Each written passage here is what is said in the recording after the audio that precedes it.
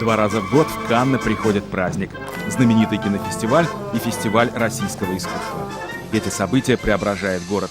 Количество туристов в это время во много раз превышает число местных жителей.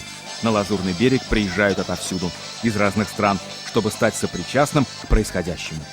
И тогда не только знаменитый Каннский дворец фестивалей становится сценической площадкой, но и улицы площади города. А в этом году случай особый. Такого на легендарной набережной Круазет не было за всю историю. Одним словом, потрясение. Так описывают свои эмоции французы, которых трудно чем-либо удивить. Их восторг разделили все те, кто увидел выступление молодых артистов из Ингушетии. Участие ингушских ансамблей в фестивале российского искусства в Каннах, как оказалось, стало гораздо большим, чем просто демонстрация высочайшего мастерства и профессионализма. Выступление юных артистов задело, что называется, зрителей за живое, затронуло до глубины души. И собравшиеся не скрывали своих эмоций. Зори в Каннах, благодаря детскому танцевальному ансамблю «Зори Ингушетии», тихими не были, так же, как и закаты. Целый день с утра до вечера на бис. Их просили танцевать снова и снова.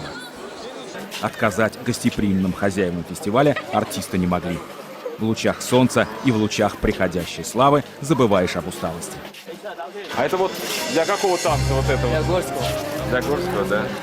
А вот расскажите, что это на вас, как это все называется? Ну, это бурка называется. В старину, здесь дождь идет, тогда одевали, здесь холодно одевали. Ну, в старину. Сейчас как атрибут идет. Ну, здесь плюс 30. Ну, тут-то нам-то не жарко и холодно, среднее. Ну, это же танцевальная одежда. Поэтому одеваем. Сейчас у меня выход. Плюс 30 не жарко, нет? Не, нормально. Открыть Дни российской культуры в Каннах было доверено ингушским коллективам. В горах на Северном Кавказе или под пальмами Лазурного берега их танец прекрасен везде. Впервые фестиваль был разбит на два этапа. Молодежный начинали юные артисты, продолжили взрослые, солисты государственного ансамбля «Ингушетия». Ингушские мастера искусств оккупировали город, который в дни фестиваля отмечал очередную годовщину освобождения Канн союзными войсками во время Второй мировой войны. И по этому случаю было устроено театрализованное представление «Все как тогда в 44-м». Боевая техника, солдаты с оружием в руках. Мы были союзниками во время войны, рады и сегодня тому десанту, который высадился в Каннах и зажигает своими танцами здесь, на Круазет. Здорово! Вся наша боевая колонна засмотрелась, чуть военный парад не сорвали. За победу! За победу высокого искусства, которое без боя города берет. И по традиции праздничный салют в честь открытия фестиваля, в честь собравшихся гостей. Среди них знаменитый композитор Мишель Легран и президент Ингушетии Мурат Зязиков. Мэр Канн Бернар Брошан рад приветствовать у себя главу республики. Рад приветствовать вас в Каннах и очень рад вас видеть здесь. Ваши артисты произвели большое впечатление в Франции. Je voulais vous féliciter pour les différents artistes que vous avez fait venir à Cannes. Et puis, bien entendu, voilà. Я вас поздравляю с тем, что вы привезли таких прекрасных артистов вот сюда, в Канны. Спасибо. Это фантастический город. Это удивительный город, который объединяет людей. Общение должно стать регулярным, а контакты долговременными. Об этом была достигнута договоренность. Каждый год русский фестиваль привозит что-то новое, но такого, честно говоря, не ожидал никто. Мы специально начали наш фестиваль на неделю раньше, чтобы показать искусство молодых танцоров из Ингушетии. Ингушские танцы — это что-то необыкновенное, феерическое. Мы такого не видели никогда. Я предлагаю установить культурный обмен между артистами Франции и Ингушетии, а с республикой хочу подписать соглашение о сотрудничестве в экономической и культурной областях. Добро пожаловать в Канны каждый год. Найти общий язык оказалось нетрудно, ведь еще в 1846 году французский ученый-академик Берже, путешествуя по Северному Кавказу, назвал ингушей французами Кавказа. А про Ингушетию образно говорил, что это часть Франции. Такое неизгладимое впечатление произвели на него люди и природа этого края.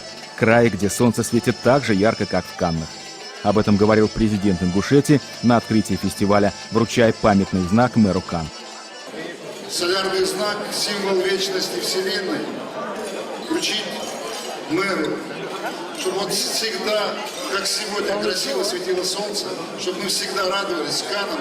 И Канны – это город солнца, это город, где всегда есть именины сердца. Всего самого доброго.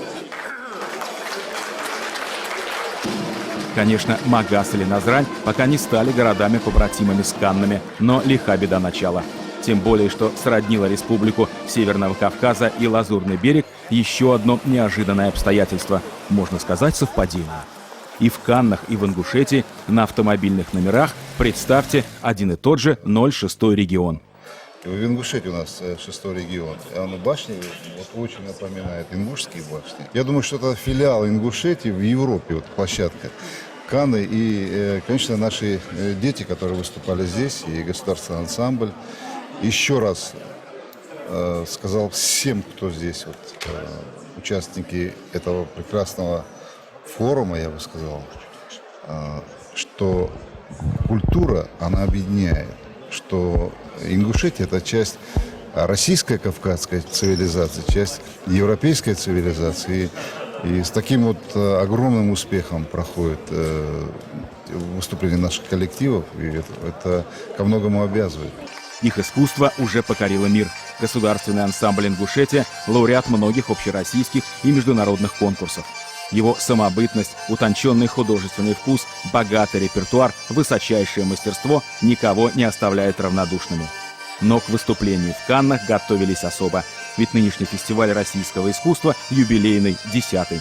И проходит он в год 60-летия Международного Каннского фестиваля. Кроме того, Республика Ингушетия только что отпраздновала свое 15-летие. Свою первую пятилетку отмечает в должности главы республики ее президент Мурат Зязиков, которому 10 сентября исполняется 50 лет. Таким богатым на юбилее выдался этот год, ставший в итоге годом триумфа ингушского искусства в Каннах. По-моему, это совершенно замечательно, темпераментно, зажигательно и очень профессионально. Отлично, просто отлично. Каковы мужчины из Ингушетии? Знойные, страстные. Просто действительно очень хороший коллектив. И вы видите по реакции зала, как публика принимает, совершенно потрясающе. Я просто поздравляю и радуюсь, с удовольствием смотрю сама. Гениально танцует. Я сказал, что это будет как раз гвоздем программы сегодняшнего вечера. Ребята просто молодцы. Мы с Элзой даже просто прослезились, когда ребята встали на пальцы и начали ходить в кожаных сапогах. Это всегда поражает. Ну и очень красивые женщины, костюмы, молодцы. Ура, браво. И даже Мишель Легран, для которого звезда оперной сцены Мария Максакова подготовила сюрприз, исполнив его бессмертную мелодию из шербургских зонтиков, все равно остался под неизгладимым впечатлением от красоты ингушских песен и танцев. Это настоящее искусство высочайшего достоинства, потому что оно подлинное из самых корней народа. В нем все – чистота, душа, сердце, мудрость и глубина. Я вдохновлен и обязательно напишу что-то на основе этих мелодий. Утро следующего дня вдохновленный Мишель Легран решил не расставаться с ингушской делегацией. Теплая встреча на причале.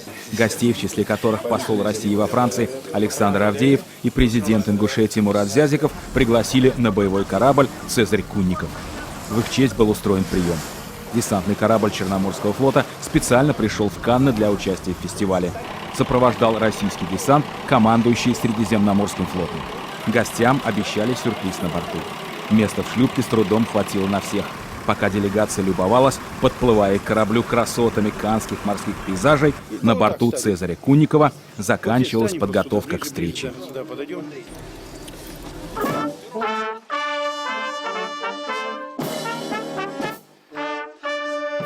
Обещанный сюрприз оказался музыкальным. Иначе на фестивале и быть не могло. Искусству ингушей, о котором в Каннах уже говорили все, моряки готовили достойный ответ, вовсю стараясь не ударить в грязь лицом. Морской оркестр старательно выдавал медь знакомых мелодий. Для встречи был выстроен почетный караул. Рапорт принимают посол Российской Федерации во Франции и президент Ингушетии. Затем они совершили ознакомительную экскурсию по боевому кораблю, встретились с личным составом. Среди моряков оказались и земляки Мурата Зязикова с Северного Кавказа. Ходатайство для них по просьбе ингушского президента об увольнительных на берег для участия в приеме от имени Республики Ингушетия было командованием удовлетворено. Надо сказать, что фольклорным коллективам из Ингушетии, вопреки заведенному порядку, было предоставлено для выступлений 2 дня, тогда как все остальные довольствовались одним. Ингуши демонстрировали свое искусство на одной сценической площадке с такими прославленными коллективами, как Государственный симфонический оркестр под управлением Федосеева, Мариинский театр, другими выдающимися исполнителями. Новые впечатления, новый город, все новое, нормально, очень красиво. Мы рады, что сюда приехали, попали. Очень тепло нас приняли, нам очень понравилось. Это наш ансамбль. Это у нас в горах, в Джейрахе. Это 15-летие у нас было республики. Вот мы там отработали, там нас сняли. Если в день открытия фестиваля ансамбли выступали в закрытом помещении, то во второй день под открытым небом на знаменитой набережной Круазе. И снова восторг, овации, успех. Я даже не подозревала, что так можно танцевать. Это бесподобно, глаз не оторвешь. Это кто, откуда, где такое можно снова увидеть? Я думал, что самые зажигательные танцы у нас, ошибался. И если бы не надо было помогать на кухне, сам бы танцевал всю ночь. Вот что значит волшебная сила искусства. Повар-африканец готов записаться на курсы по обучению кавказским танцам. Композитор Мишель Легран не пропускает ни одного выступления артистов из Ингушетии, объявляет себя их страстным поклонником и выпивает за это рюмку водки. А посол России и президент республики не могут устоять на месте и выходят в круг. Их примеру следуют многие из собравшихся. Кстати, среди гостей было немало соотечественников, представителей ингушской диаспоры, которые специально приехали на торжество из разных уголков Европы. И среди наших регионов для французов мы открываем те регионы, которые они не знали, либо которые они ассоциировали с проблемами, либо с чем-то другим. А оказывается, это процветающая культура, это красивые люди, это прекрасная живопись, это великолепные фольклорные ансамбли. И все это сегодня в Каннах вызывает восторг и много вопросов и в адрес журналистов, и в наш адрес. Почему об этом не знали раньше, почему традиционные связи Франции с регионами ослабли. А мы довольны, потому что мы с помощью ингушской культуры, культуры других регионов сегодня достойно, я бы сказал, полноценно представляем всю Россию. Вот президент Ингушетии Мурат Магомедович Зязиков сказал французам, что средний возраст ингушей сегодня, это в нашей проблемной экономике, оказывается, средний возраст ингушей больше и выше, чем средний возраст французов. 77 лет. Французы этого не знали. Я думаю, что мы не до конца еще даже осознаем возможности, которые нам предоставляют региональные связи и вообще выход регионов на культурную площадку Западной Европы, на экономическую площадку Западной Европы. Вот сыры. К примеру, сыр. Оказывается, Франция – столица сыров, однако таких сыров, как в Ингушетии, здесь нет. Да, поедут к нам учиться. Минеральная вода Кавказа, оказывается, по целебным свойствам она лучше, чем лучшие минеральные воды Франции. И сейчас от Пьера Кардена до французских врачей все хотят иметь образцы минеральной воды Ингушетии, а может быть и покупать и продавать здесь постоянно. В общем, каждый день какие-то интересные открытия. Говорят, что люди во всем мире едят для того, чтобы жить, и только французы живут для того, чтобы есть. На то и рассчитывали ингушские повара, приготовив для гурманов в Каннах такое великолепие традиционных национальных блюд. Удивлять так удивлять по полной программе. Вот это наше национальное блюдо. Это блюдо называется духхалтом, значит, мясо с галушкой. Вот здесь к этому мясу, значит, подается еще приправа. Посмотрите, какие галушки красивые. Нет, это с пшеничной муки, называется чапли, с картошкой на масле. Так что отведайте, мы вам очень рады. Что можно точно сказать, первый блин комом не вышел. Ингушетия покорила Канны. Ее искусство добавило яркую краску в палитру европейской культуры, оставив свой след на знаменитой Красной лестнице. И мне кажется, что им очень понравилось. По аплодисментам, по их сияющим глазам, как бы с восхищением смотрели. Узнали культуру Ингушетии, узнали артистов Ингушетии, танцы Ингушетии, обычаи Ингушетии, даже кухню Ингушетии. Ну, мы выезжали убойной командой, еще во главе президент у нас был, и мы сделали все, что смогли. Они увидели, что ингуши – это один из самых красивейших, один из самых добрых, один из самых самобытных народов. И они увидели вот красивых молодых людей, красивых девушек. Они увидели наши красивые обычаи и наши такие добрые исторические корни. Они увидели вот то радушие, с которым они приехали во Францию, и они еще раз показали всей Франции, что у России особое отношение с Францией и к Франции. А у ингушей вот такое, ну, просто описать невозможно. Настолько ингуши любят Францию. Франция отвечает взаимностью. Артистов из Ингушетии здесь запомнили и полюбили. Их выступление стало культурным событием года, как писала пресса. И потому Российский фонд культуры приглашает к себе снова эти юные таланты после их триумфа на Лазурном берегу. Успех не дает расслабиться, предполагает плотный график выступлений. И напутствие президента, как всегда, кстати.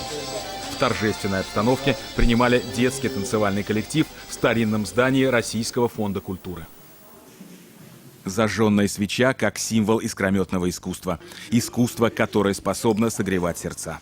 Это они, юные артисты из Ингушетии, зажигали своим темпераментом и мастерством искушенную публику в Каннах. Это о них восторженно писала французская пресса. Сегодня их чествуют в Российском фонде культуры.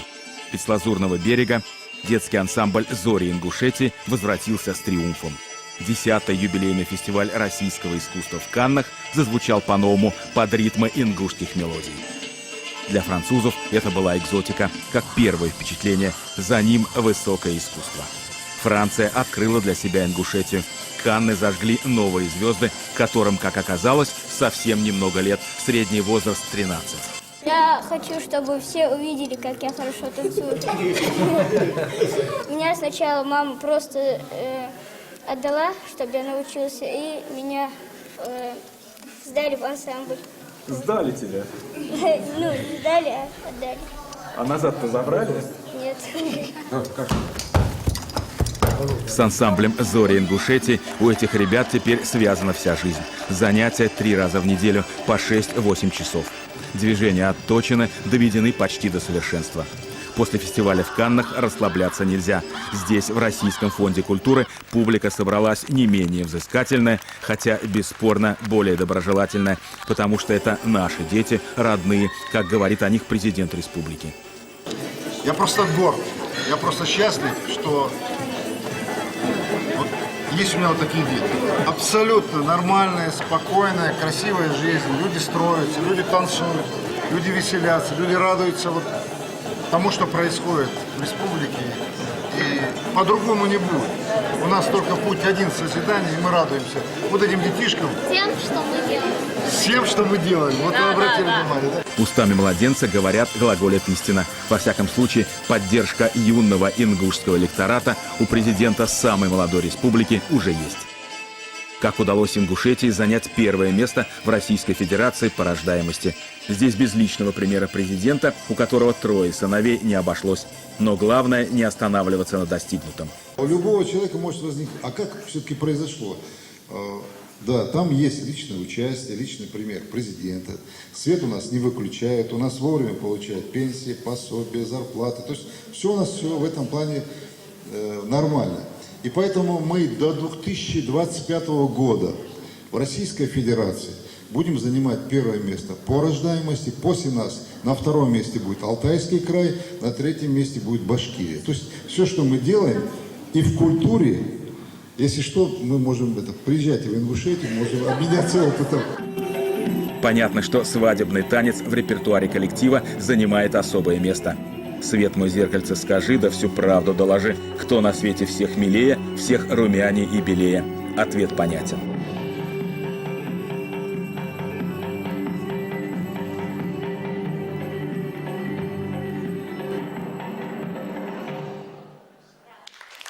И снова эмоции через край, снова аплодисменты, фото на память. Остановись мгновение, ты прекрасна. Только танец живет в движении, любой. А сколько их уже исполнено, не перечесть. Горский танец, ингушский, молодежный, еще аварский, праздничный. У них много талантов. И танцоры есть, и вокалисты. А у тебя какой-то особый наряд. Почему? Расскажи, Я что это? песни пою, а они танцуют. Песня о чем? Я про меня песенку пою и на нашем языке. А про тебя это что значит?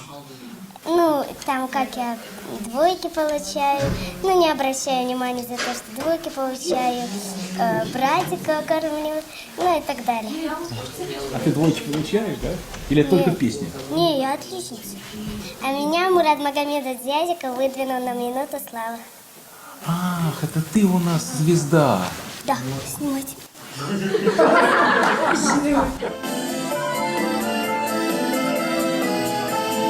Если в школе пару двоек я случайно получу, чтобы маму не расстроить, стихи не покажу. Подумаешь, проблема какая-то там двоечка. Вот такая я, маму нет. Свою минуту славы эта юная певица уже получила. Она ее заслужила. Своей артистичностью и непосредственностью будущая звезда очаровала всех собравшихся.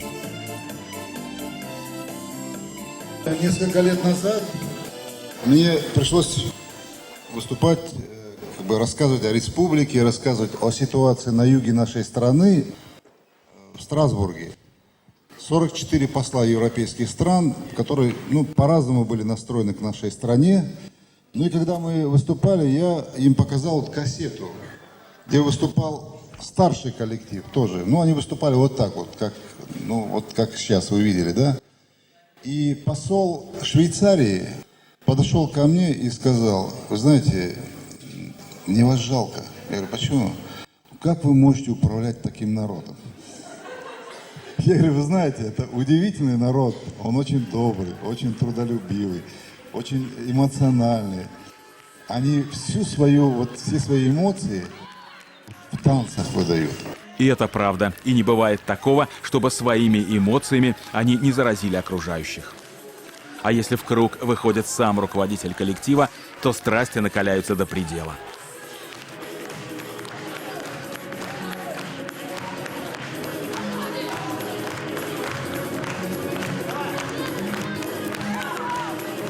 Энергия настолько созидательная, это невозможно пройти мимо. Вот меня затянуло в эту воронку энергии, я рада. В танцах все есть там, все характер своего народа. Если они другой танец танцевали какой-то, да, значит, тогда я научил что-то, как любить свою родину. А нам у них не нужно, как любить свою родину, потому что они танцуют. Они носят свой национальный черкесский носят, национальную одежду носят. А это очень много говорит, очень много говорит. За то, что они сохраняют свою традицию, свою культуру. Вот это есть любят, значит, они любят свою родину. Я в ближайшее время обращусь к президенту Российской Федерации с тем, чтобы Зураб был заслуженным артистом Российской Федерации. Звание заслуженного деятеля искусств Ингушетии указом президента республики было присвоено ведущим сотрудникам Российского фонда культуры, которые приняли активное участие в организации выступления ингушских коллективов в Каннах.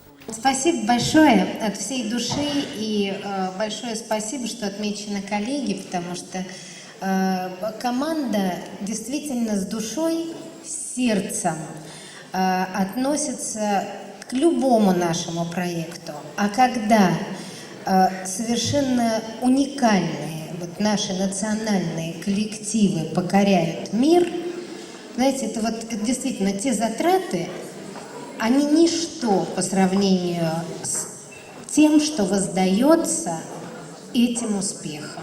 В свою очередь, от Российского фонда культуры дипломы и памятные подарки получили все участники фестиваля российского искусства в Каннах. Что было в Каннах, у меня это стоит перед глазами, как будто это было вчера, правда. Необыкновенное удовольствие, потому что то, что от природы, то, что вот на земле, то, что от неба, то, что от солнца, мне кажется, вы это не потеряли. У меня сидели со мной друзья сегодня. Вы знаете, ну просто они... Таня плакала. Вот Таня, дизайнер, которая потом вышла танцевать, просто слезы на глазах. Потому что невозможно было удержаться, невозможно, потому что это просто поднимает и несет. Вот энергия такая сумасшедшая, природная. Огромное вообще получили удовольствие, правда. Вот спасибо большое. Мы всегда были, есть и будем самым красивым многонациональным народом, потому что Россия, она всегда была многонациональной, многоконфессиональной. И в этом наша самая большая сила. В этом наша сила, а наше будущее в них.